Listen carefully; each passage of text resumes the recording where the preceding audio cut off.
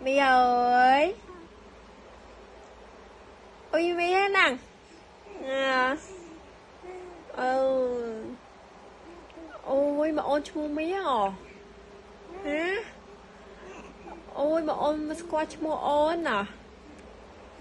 Hả? Ôi mà ôn qua chung ôn á. Ôi. Ôi. Ôi. Vậy ấy.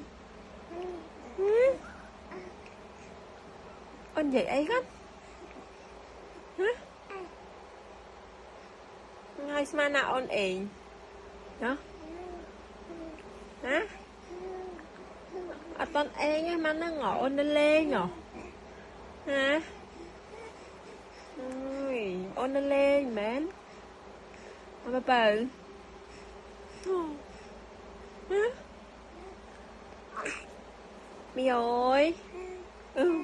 Ui cha trời ừ. Cha. Ui cha nè.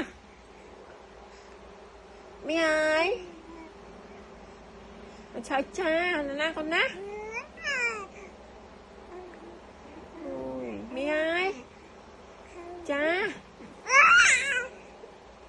Ui cha ai lù mày quá. Mì ơi. Ui cha. Lôi mày cái chơi sẽ lại cha hả? Hả? Mì ơi. Ui. Mì ơi.